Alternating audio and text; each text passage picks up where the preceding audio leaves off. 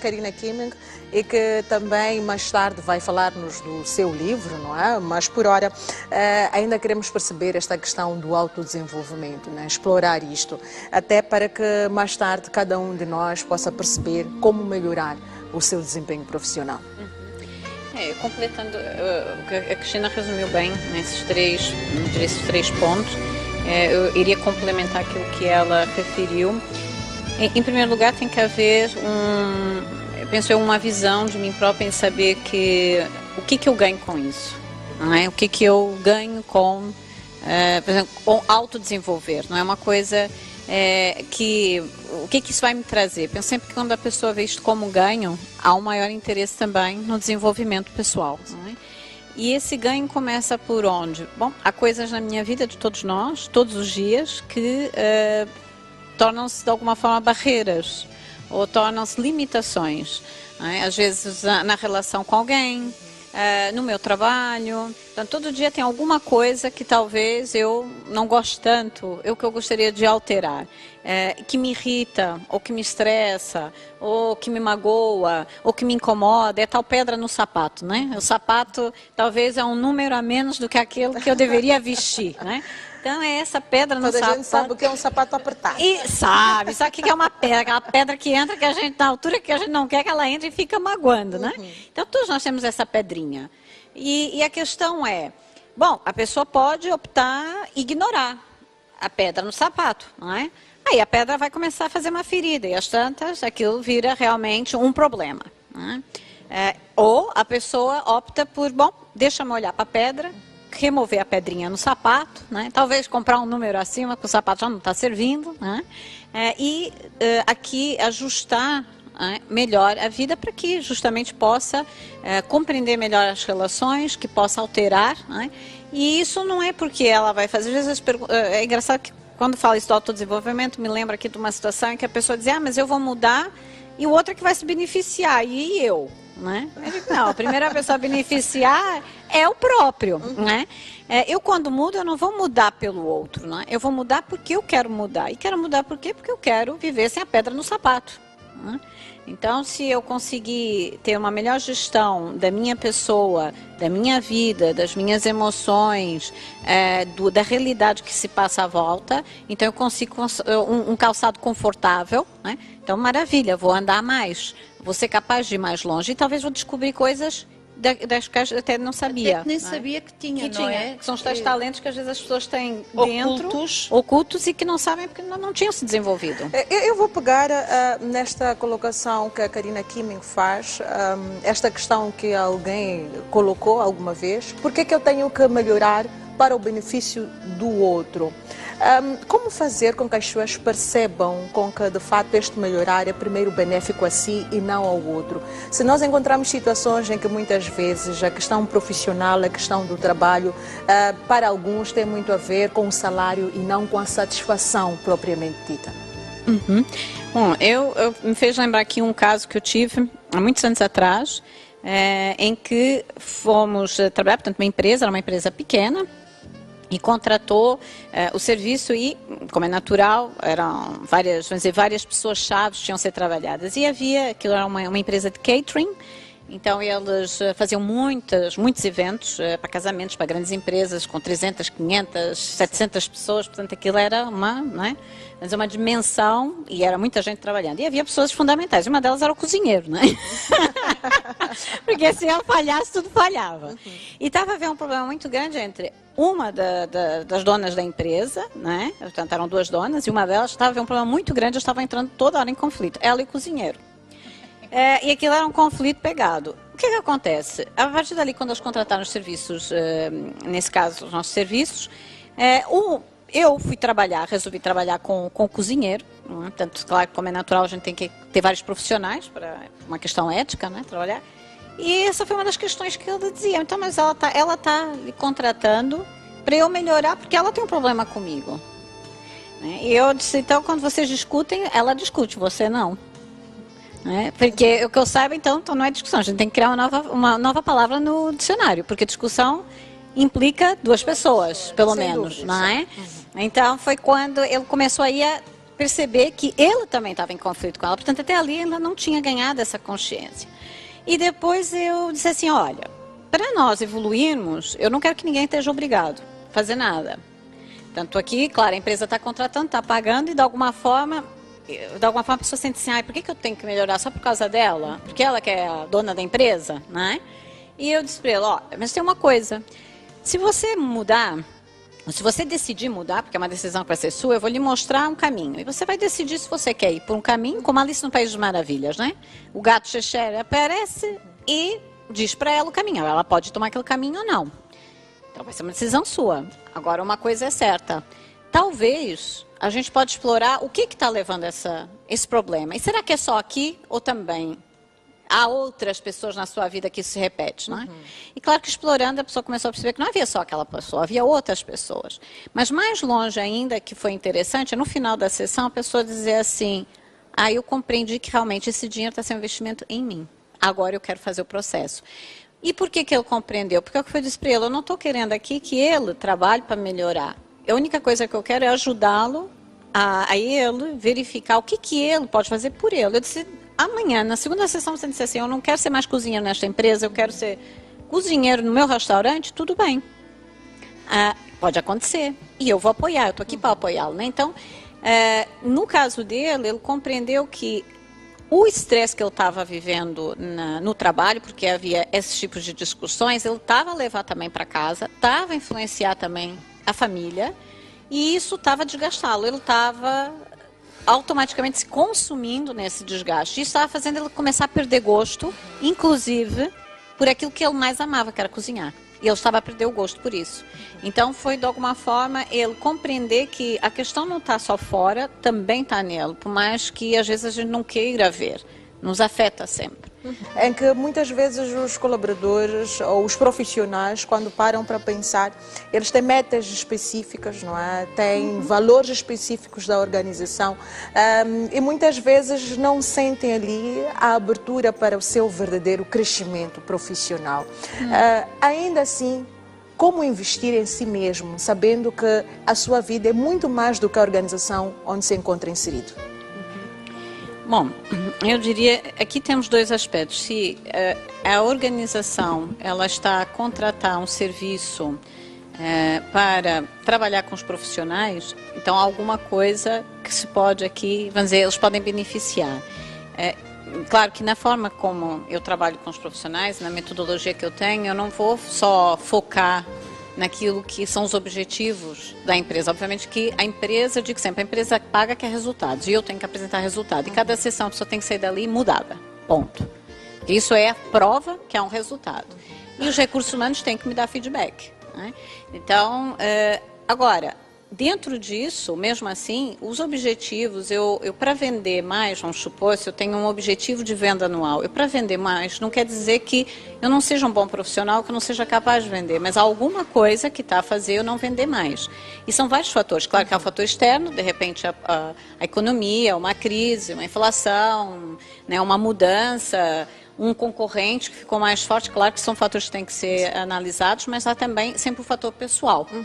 Então eu recordo sempre de uma pessoa que eu conheci, um vendedor, que era excelente vendedor, mas ele para ser vendedor, ele não era só a forma como ele relacionava com as pessoas, ele planeava, ele tinha estratégias, ele arranjava lugares onde ele achava que poderia conquistar clientes, portanto há um trabalho também por trás. Mas, muitas vezes, há também bloqueios que a pessoa tem e que ela própria, às vezes, sem ajuda também de um profissional, não é capaz de identificar. Né? E os bloqueios podem vir de várias formas. Eu me recordo até da Cristina, que foi até na certificação da Cristina, já foi há muitos anos atrás, portanto já foi mesmo muitos anos atrás. Não quer dizer que eu tenha 100 anos, não é? Mas assim, porque eu tenho 100 anos por aí. Eu vou começar a pensar que nem tinha nascido ainda. Quase, mas já foi mesmo muito tempo atrás. O tempo voa. Há 11 anos atrás. Mas é o espírito jovem mantém. Eu digo que você, como aquela senhora, 80 anos, ainda dançando tchá-tchá-tchá. Eu vou ser essa senhora. Mas, é assim, o que eu achei interessante no curso, aconteceu com uma pessoa lá na formação, que ela tinha uma situação, que ela era excelente vendedora, mas assim que uma pessoa, um homem, fechasse a porta, portanto, ela tinha uma reunião com um homem e fechasse a porta, ela começava a entrar numa ansiedade, a suar, a ficar fora dela, tá?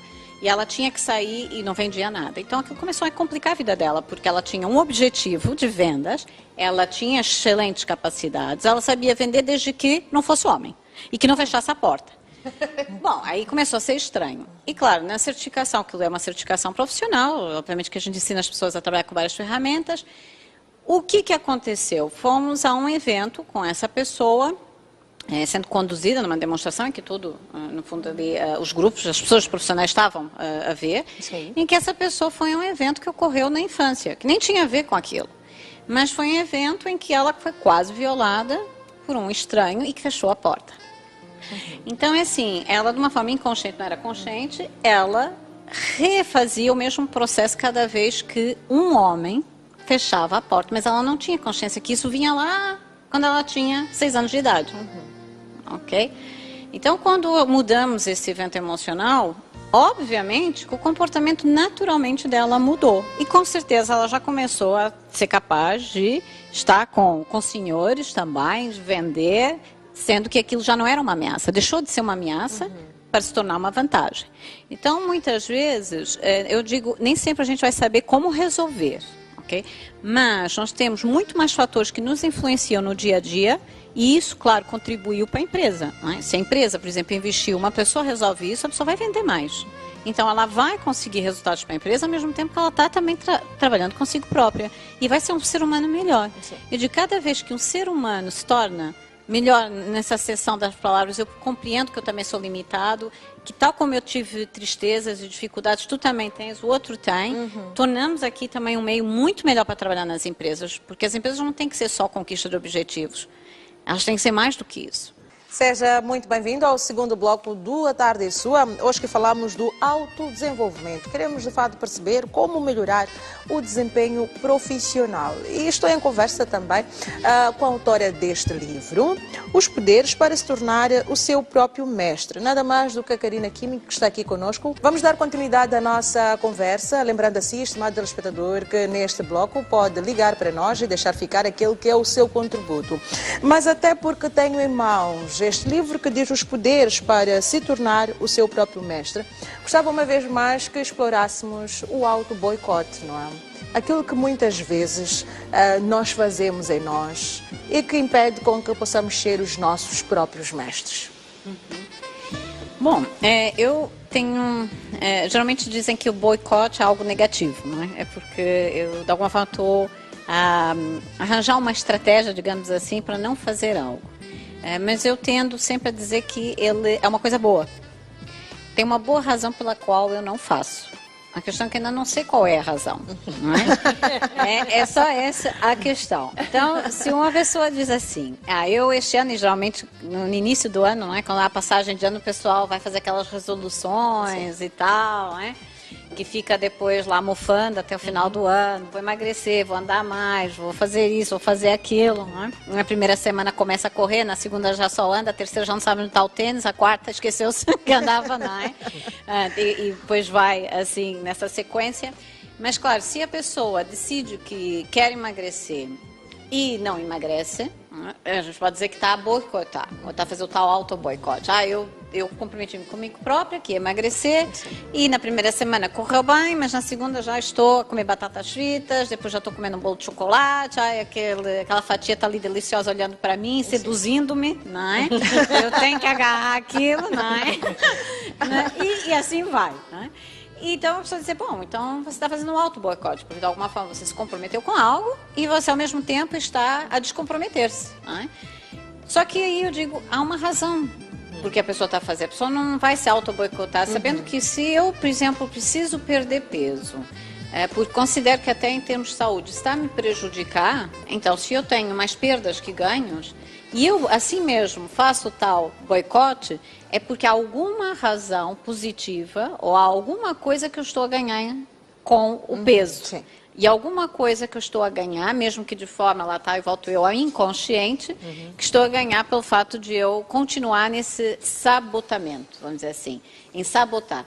E aí é preciso perceber o que eu estou a ganhar. Né? Então, rapidamente faz lembrar aqui uma cliente que eu tive em 2007 e ela tinha uma situação de, enfim, gostava de comer, digamos assim, e ela dizia, mas eu já coloquei metas que eu vou fazer, não consigo. E quando fui trabalhar com ela, o que acontecia? A relação dela, ela estava numa relação que ela já não queria estar.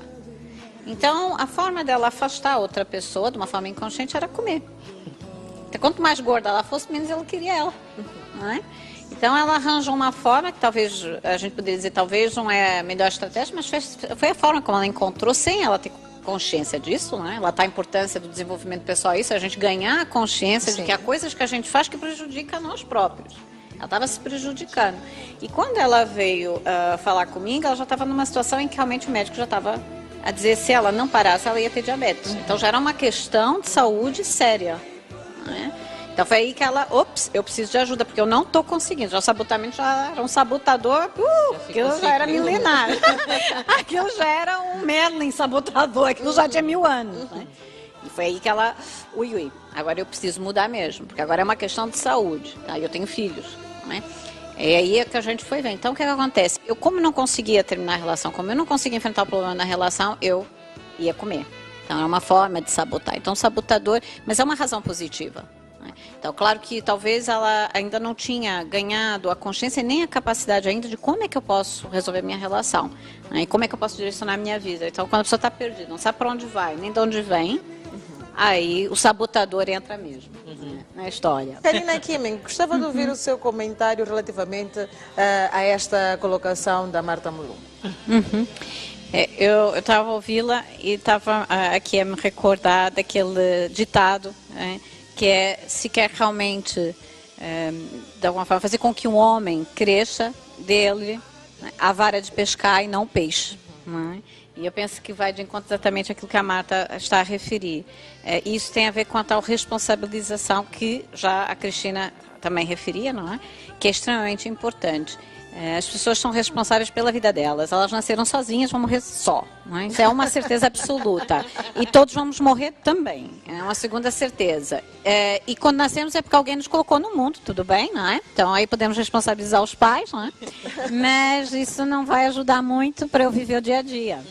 Então, quer dizer, se eu estou num percurso da vida que é uma jornada individual, eu tenho que ser responsável por essa jornada individual. Não é? E claro, por outro lado, também eu considero, mas isso em vários aspectos, não só na empresa, que muitas vezes a falta de responsabilização, isso a gente pode ver até na educação das crianças, não é? Quando estamos a educar, se não houver uma responsabilização e não houver é assim, ok, quero isto, queres isto, mas também tens de fazer alguma coisa para receber isto.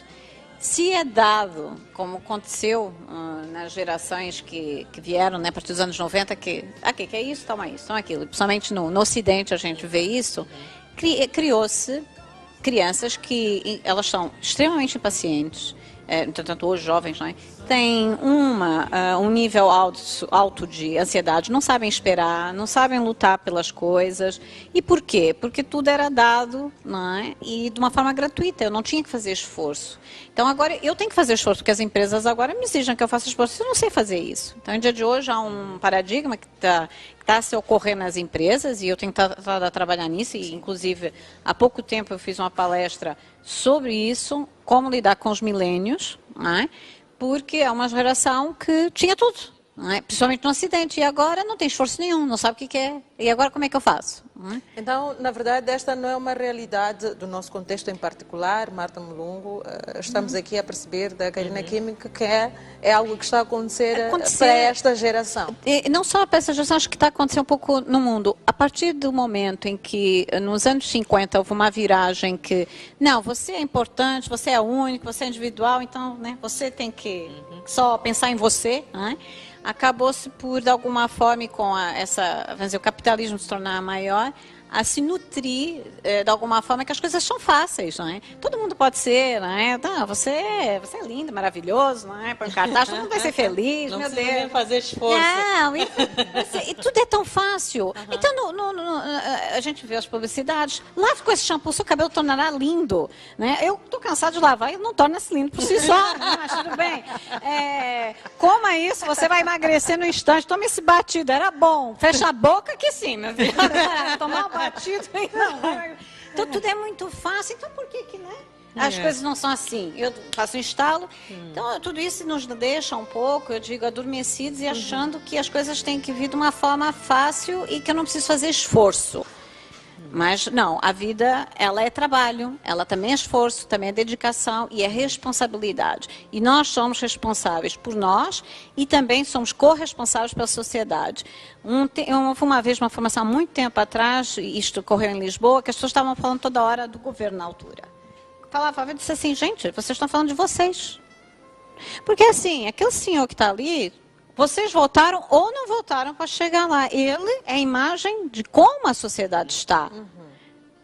Por isso eu digo que uma das tarefas mais bonitas, difíceis, é a educação de um filho. Porque a gente está a educar aquela criança que um dia pode vir a ser um presidente, um governador, um ministro, um deputado, alguém, um trabalhador. E essa é a tarefa realmente difícil. Quem é que a gente está a educar? Como é que a gente está a educar? Como é que essa criança vai crescer? Que país é que a gente quer? Então, nós todos somos responsáveis. Nós, no país, não só no mundo, né? E também de corresponsáveis também uns pelos outros. Porque o mundo é onde nós vivemos. Os poderes para se tornar o seu próprio mestre. Correto. E é essa a proposta do livro, não é? Ter 7 pilares, são 7 poderes, o poder da comunicação, o poder da emoção, do tempo, da crença, do sistema, das estratégias mentais e do amor, que reunidos são 7 pilares fundamentais na nossa vida, com ferramentas que as pessoas podem não só ter insights, porque eu faço isso, eu falo de casos, não é? De pessoas como a gente como a gente, como se diz, não é? E coisas que ocorrem com todos nós. Em diferentes momentos do livro, de forma que as pessoas compreendam que afinal não estou sozinho nessa jornada, outras pessoas têm os mesmos problemas que eu tenho e conseguiram resolver, não é? E ali trazer insights de como é que eu posso também resolver e ter ferramentas para poder aplicar para exatamente ser isso, ser o seu próprio mestre. E uma das coisas, o porquê que eu quero o seu próprio mestre, porquê que tive essa ideia do próprio mestre, não é? Da mestria. Porque eu digo, muitas vezes as pessoas, justamente pela questão da não responsabilização ou desresponsabilização, gostam de jogar para alguém lá fora para ser meu mentor, meu mestre, meu condutor de vida, não é? Aquela pessoa sabe o que é melhor para mim, não é? E eu estou aqui e a outra pessoa tá puxando a carroça, né? E a outra pessoa vai me levar para onde ela decidir. Mas não sou eu que estou conduzindo minha vida. Como eu disse, temos só uma vida. Nascemos e morremos sozinhos, então convém que a gente se caminhe pelos próprios pés. Né? Então, ser meu próprio mestre é isso, é ter capacidade de gerir esta empresa que sou eu, né? De me liderar para poder realmente seguir a minha vida. E quando nós falamos aqui, porque a Marta falava fazia importantes colocações, e interessante é isso que ela dizia, às vezes é preciso tempo para descobrir a missão. Ela dizia, é verdade, né? Não é assim, agora eu vou uma sessão, já vou descobrir a missão, né? Não, às vezes a pessoa precisa se conhecer para descobrir qual é a missão. Né? E outra coisa importante que também é que eu quero destacar, que às vezes missão é ser mãe. A missão, a gente não está falando aqui de uma coisa estratosférica, não é? Estamos a falar que simplesmente as pessoas são extremamente fundamentais. Hoje mesmo nós comentávamos, eu estou num hotel, pronto, não posso dizer, porque senão vou achar que estou aqui fazendo publicidade, do qual estou a gostar muito, e tem um senhor que ele ajuda, no fundo, quando as pessoas chegam, a encaminhá-las, e ele é essencial. Aquele senhor que está ali encaminhando e que teve, meu Deus, o carinho, o jeito dele, a forma dele simpática de me conduzir. Olha, tem alguém à sua espera, né? Que era a Marta que foi me buscar. Né? Portanto, ele está fazendo diferença naquela empresa. Né? E é aquilo, eu diria que o homem está na missão dele. E ele está tendo um impacto imenso. Aquele senhor desaparece dali, aquilo fica preto e branco. Já não é colorido, aquilo não traz cor. Né?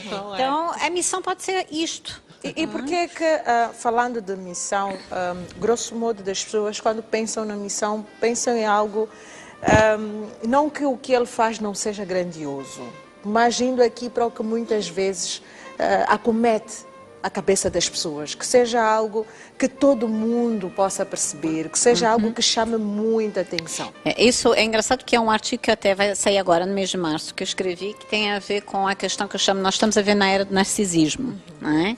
E da procura do reconhecimento. Então, as pessoas, aliás, se todo lado, publicidade, todo mundo é importante, por que eu não posso ser importante? Tem que ser importante, tem que ser uma coisa, né? O que eu digo, estratosférica, né? No mínimo eu tenho que me jogar lá da lua para de volta para ser importante, né? Essa é a minha missão, né? E está-se a perder um pouquinho a noção de que coisas pequenas podem ser nossa missão, né? Então, eu penso que aqui também tem muito a ver com, socialmente, o que vai sendo transmitido, né? A forma como vai sendo, de alguma forma, transmitido que só quem é importante é que tem valor, só quem é então importante é que é ser uma cantora de sucesso, é ser uma artista, né, de sucesso, e está a se deixar de valorizar todos aqueles que estão por trás para fazer isso acontecer. Sim. Eu digo, se um dia todas as pessoas que trabalham na manutenção da eletricidade, da água e do lixo parassem, eu queria ver todas essas pessoas importantes, onde é que estava a missão. Missão é pela água abaixo, minha filha, nem que for cano, cheirando muito mal. Então, isso também, eu tenho um respeito enorme, porque essas pessoas, elas estão a nos trazer uma vida melhor todo dia. Então, são centenas de pessoas que estão atrás. Então, muitas vezes, eu acho também que as pessoas perdem um pouquinho a noção, e aí sim é bom nas empresas ter essa clarificação, e eu encontrei com pessoas assim, que é o que eu estou fazendo, qual o impacto que tem em toda a dimensão da empresa. Então, às vezes a pessoa está limpando, mas eu sou só uma pessoa que estou aqui limpando a empresa. Eu digo, não, a senhora não é só uma pessoa. A senhora está trazendo a nós higiene, excluindo doenças, ninguém está ficando doente. Sem a senhora, essa empresa não seria a mesma. Então, todas as pessoas perceberem na cadeia qual é a minha importância. E desta vez com a Karina Kimming, mas também com a Cristina Maldonado, para continuar a falar do autodesenvolvimento e perceber como melhorar o desempenho profissional. E existe uma palavra que é chamada muitas vezes em nossas vidas e que todos que acreditam ter esta mesma palavrinha, não é, vivem muito bem, que é a sorte. Sorte. Será que... Sorte. Sorte. Olha a sorte. Olha a sorte de estarmos aqui as duas hoje. Olha a sorte. 11 anos depois. Olha a sorte imensa. É isto que eu, no fundo, quero perceber, porque muitas vezes, muitos, quando observam os grandes profissionais, não é, os grandes talentos que existem em várias organizações, tendem a chamar isto de sorte. Será isto sorte? Será um investimento pessoal? Será questão de perceber que o autodesenvolvimento é possível e investir nisto? Gostava de ouvir de vocês. Se estão começar? Aqui há 11 anos, juntas, não é? Depois de 11 anos. Depois de 11 anos, uma grande sorte. Não, eu diria, eu para já começaria com um aspecto que até a nossa saxofonista excelente, linda e excelente, toca muito bem, não é? Ivete, maravilhosa. Ela referiu ali e que eu penso que talvez é a base da sorte, da chamada sorte, não é? E é interessante o que refere também, porque estou ligando com outra situação que eu já há pouco vou falar. Uma delas, ela falou ali que ela precisou de muita disciplina, não é? E tocar um instrumento é preciso disciplina. Um pianista excelente, ela precisa de treino, muitas horas. Um atleta precisa de treino, né? Então, quando nós vemos pessoas de referência nas suas áreas e vamos falar com elas, a gente vai descobrir que a sorte, né, veio de muitos anos de muito treino, né? Eu, um tempo atrás, conheci um senhor, que ele é um palestrante, já uma pessoa de uma certa idade, e então ele agora, vamos dizer, está a ser mais visto a nível público, e eu dizia, e começaram a dizer para ele, então, você teve muita sorte, não é? Agora você está cheio de sucesso. E ele dizia, pois é, a minha sorte demorou 25 anos para vir. Você já teve 25 anos a falar, a apresentar, a trabalhar, e ele não era conhecido. E só depois dos 25 anos, quantas pessoas desistem antes disso? Dos 7 poderes, não é? Para se tornar o seu próprio mestre. É apenas um cheirinho de tudo aquilo que a vamos ter, vai partilhar. E gostava de perceber ao pormenor o que será de fato. Mostra aqui uma vez mais esta obra que vai possibilitar de fato despertar para o autodesenvolvimento, não é? Posso, Karina? Sim, força. Posso? Então é assim, eu e a Karina, aqui esta mulher contribuiu para que eu mudasse a minha vida. Eu costumo dizer que as pessoas não mudam a nossa vida, as pessoas contribuem para que nós mudemos a nossa vida. Então, amanhã, dia 21, vamos ter, conto contigo lá. Estamos a contar contigo lá. Já amanhã, né? Já amanhã. O tempo está voado, já amanhã. Dia 21, já amanhã. Dia 21, no Salão Nobre do Hotel Plana. Para quem quiser adquirir o livro em português, pode adquirir amanhã, a partir das 17h30 no Salão Nobre do Hotel Plana.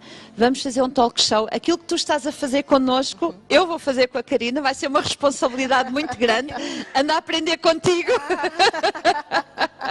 Portanto, vou entrevistar a Karina em modo talk show. Vamos partilhar histórias de vida, vamos partilhar percursos e, acima de tudo, vamos partilhar o que é que podem encontrar neste livro dos 7 poderes, como é que isto pode contribuir para o vosso autodesenvolvimento. Vão ter sessão de autógrafos, não é? Correto, dedicatória, direito à foto, enfim, vai ser... Fazer perguntas, portanto vamos ter espaço para perguntas. Interatividade. Isso. Portanto, apareçam. Nem sempre nós temos a possibilidade de ter uma obra e conferenciar com o autor da mesma, não é?